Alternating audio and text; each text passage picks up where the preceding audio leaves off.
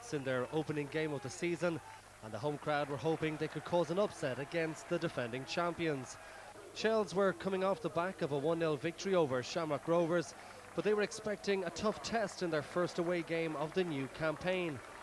But the only incident in a quiet first half arrived on the half-hour mark. A bad mistake from Conor O'Grady almost left Glenn Fitzpatrick clean through on goal, but Kieran Kelly was quickly off his line with a tackle any defender would be proud of. Into the second half, and Shells were putting the pressure on the home side. Owen Heary's quickly taken free kick set Gerard Rowe free down the left. His cross glanced off Fitzpatrick's head, but Ali Cahill couldn't get his foot around the loose ball. It took 57 minutes for Derry to create their first chance. When Paddy McLaughlin played the ball into the box, Steve Williams could only palm it down, but a combination of the Shells keeper and defender Jamie Harris did enough to prevent Alan Murphy from blasting the ball home from 12 yards out. Shelbourne went straight back down the other end and came close to taking the lead. While the corner didn't work out quite as planned, the ball still found its way to Jason Byrne on the edge of the area, but his excellent left foot shot clipped the top of the crossbar.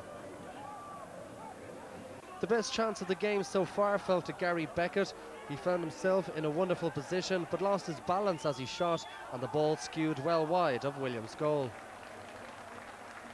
Jason Byrne showed he's not just a danger from close range when he tried his luck from this free kick, but Kelly did his job in the Derry goal, getting across to make the save. Shells finally and deservedly took the lead on 81 minutes.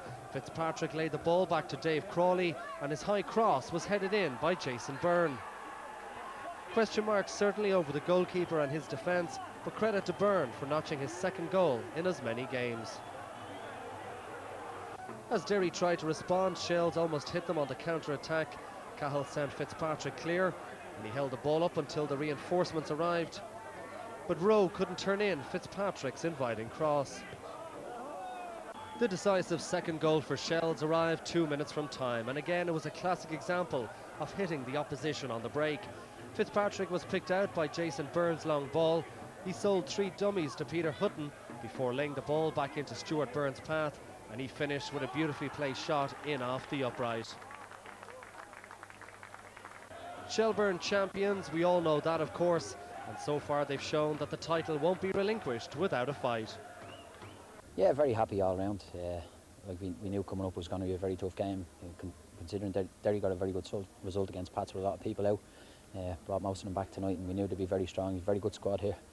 I looked at Gavin's bench to mine, and we have a lot of young lads, and he's plenty of experience, you know. So we're very, very happy with the performance and obviously the points. I think I can't argue with a better side won. You know, every department of the pitch we didn't play well enough, and you know, Shells are a good side. You can't have off nights like that. Too many of our players just didn't play up to what they should be playing at. And you know, we'll try and take whatever positives we can out of it and work towards next week. It is a good start, not getting carried away. It's only 2 games into the season.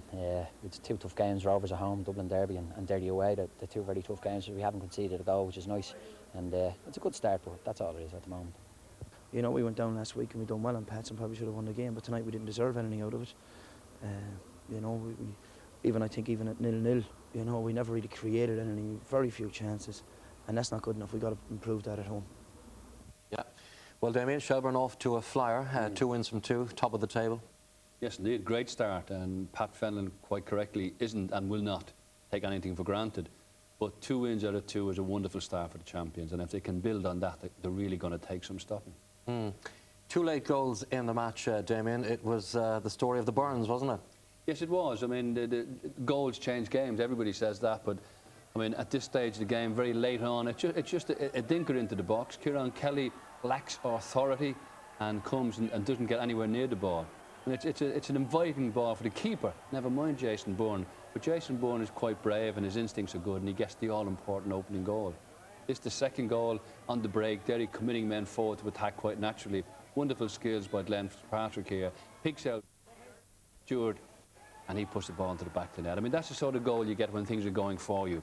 The ball is rolled back invitingly into Stuart Burns, and he's very good from this. He scored a lot of goals coming late from the middle of the park, but he keeps his head, picks his spot, and the ball goes in off the post. A little bit fortuitous at the end of it, but a very, very good move and a very, very good win. You mentioned Glenn Fitzpatrick there, Damien, showing us some silky skills. He hasn't scored in the opening 2 matches, but certainly he's off to a very good start in his Shelbourne career. He is. I mean, he's perhaps an old-fashioned centre-forward. He knows how to lead the line. He has a very good intelligence and understanding of what the game is required in an attacking sense, and he brings people into the game very well. He's forming a very good partnership with Jason Bourne.